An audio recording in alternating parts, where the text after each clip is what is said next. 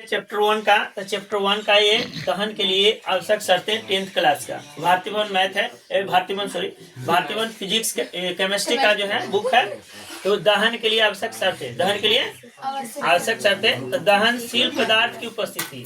शर्तें हैं 3, क्या है 3 है। तो दहनशील पदार्थ की उपस्थिति, दहन के लिए पोषक पदार्थ की उपस्थिति, पोषक पदार्थ की, जब तक दहन में पोषक पदार्थ की उपस्थिति अगर नहीं होता है तो ऑक्सीजन और वायु के बिना वो जल ही नहीं सकता है। जल सकता है?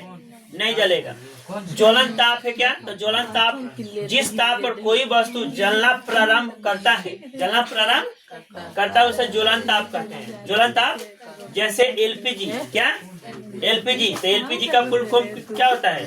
Liquid petroleum gas. आगे इसको लिक्विड पेट्रोलियम हम गैस बताएंगे, इसके बारे में विशेषता भी बताएंगे कि एलपीजी में क्या क्या पाए जाते हैं और कौन से गैस रहते हैं और कौन सा गंध दिया जाता है जो धमकता है या गमकता है। ठीक है, अच्छा पदार्थ क्या है? तो पदार्थ जो है 2 तरीके से जलता है। एगो जिसका पूर्ण दहन होता है, क्या होता है? पूर्ण दहन। तो ऑक्सीजन को उपस्थिति में जो होता है वो गैस होता है, क्या होता है?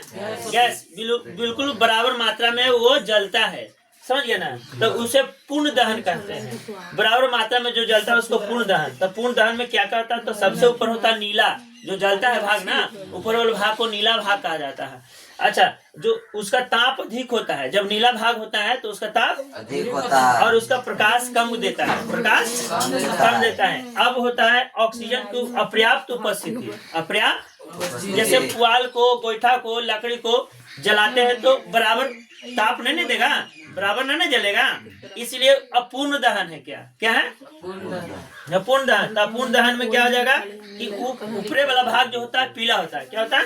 पीला। ताप उसका कम होता है, प्रकाश अधिक देता है, प्रकाश अधिक देता है। अब हम आते हैं यहाँ पे मोमबत्ती के बारे में तुमको बता रहे हैं। तो मोमबत्ती की ज्वाला की बनावट, तो इसमें 3 भाग होते हैं, 3 भाग होते हैं। पहला है प्रकाशहीन मंडल, जिसे अंग्रेजी में नॉन ल्यूमिनस जोन कहते हैं, क्या कहते हैं?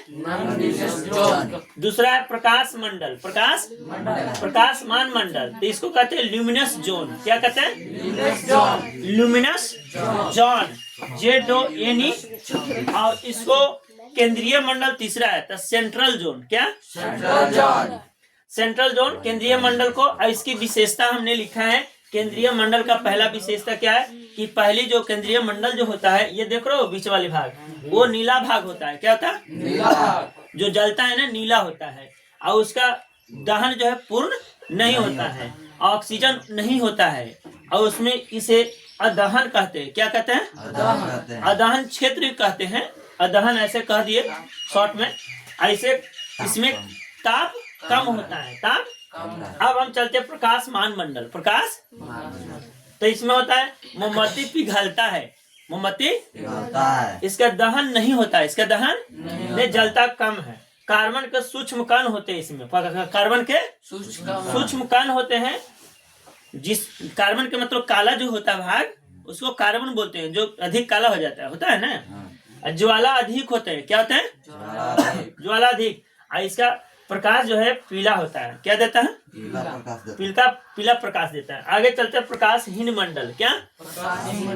प्रकाशहीन मंडल में पूर्ण दहन इसका होता है। प्रकाश का रंग नीला ही होता है और यह सबसे गर्म भाग होता है। क्या होता है? सबसे गर्म भाग होता है। ऑक्सीजन की उपस्थिति अधिक होती है, ऑक्सीजन की उपस्थिति अधिक होती है। तो ये हमारा था चैप्टर 1 का केमिस्ट्री भारतीय भवन का। ठीक है, तो आगे हम इसके बारे में, एलपीजी के बारे में विशेषताएं हम बता रहे हैं। जस्ट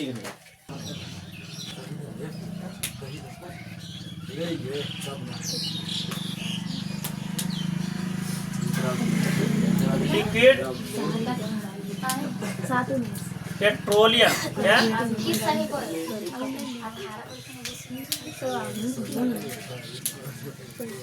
थोड़ा सा कृपया करके अपना वचन को संभाल कर रखो ताकि आगे आने वाला भविष्य जो है प्रकाशमान हो। क्या हो? हाँ, इसलिए इसको हम एलपीजी नाम दिए हैं बाबू, एलपीजी, जिसे सिलेंडर में भरकर लोग रसोई घर के रूप में प्रयोग करते हैं ना। इसमें होता है इसमें होता है एथेन, क्या होता है? एथेन प्लस प्रोपेन, क्या? प्रोपेन प्लस ब्यूटेन, क्या होता है? ब्यूटेन में दो तरीके से पाया जाता है, एगो आइसोब्यूटेन, क्या? एगो नॉर्मल ब्यूटेन, क्या? नॉर्मल ब्यूटेन और आइसोब्यूटेन, क्या होता है? आइसोब्यूटेन। इसकी उपस्थिति जो है अधिक होता है, तो इसका एथेन का जो सूत्र होता है, एथेन का सूत्र होता है बाबू C2H6, C2 अब प्लस प्रोपेन का क्या होता है? प्रोपेन का होता है C3H8, C3H8। अच्छा, ब्यूटेन का C4H10 ये होता है इसका। तो इसका मुख्य अवयव कौन है? ब्यूटेन। मुख्य अवयव कौन है? इसका मुख्य अवयव जो है, अवयव ब्यूटेन है, क्या है? ब्यूटेन, समझ गया? तो इसमें जो है कहता क्या है कि ब्यूटेन, प्रोपेन और एथेन तीव्रता से जलकर पर्याप्त मात्रा ऊष्मा प्रदान करते हैं, इसलिए पेट्रोलियम गैस एक उत्तम ईंधन है। दाब बढ़ने पर ये तीनों गैस आसानी से द्रवीभूत हो जाते हैं। इस द्रव को द्रवीभूत पेट्रोलियम गैस कहते हैं। क्या कहते हैं? द्रवीभूत पेट्रोलियम गैस कहते हैं। तो इससे जो है, अब तुमको बताते हैं नॉर्मल ब्यूटेन और आइसोब्यूटेन। तो ये जो ब्यूटेन होता है बाबू, सबसे अधिक मात्रा में होता है। क्या होता है? सबसे अधिक मात्रा में, सबसे अधिक मात्रा में, अधिक मात्रा में होता है, अधिक मात्रा में होता है। और क्या होता है इसका? क्या होता है? अधिक नॉर्मल ब्यूटेन होता है। अधिक क्या होता है? Normal butane. क्या होता है? नॉर्मल ब्यूटेन होता है, ठीक है। अच्छा, इसमें जो एलपीजी के गंधक के कारण जो होता है, गंध देता है एलपीजी में, गंध का कारण क्या होता है? तो गंध क्या, इसमें क्या डाला जाता है?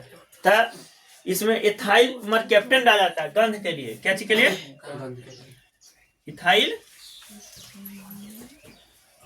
मरकैप्टन, इथाइल मरकैप्टन गंध के लिए क्या डाला जाता है? इथाइल मरकैप्टन, समझिए, इथाइल मरकैप्टन।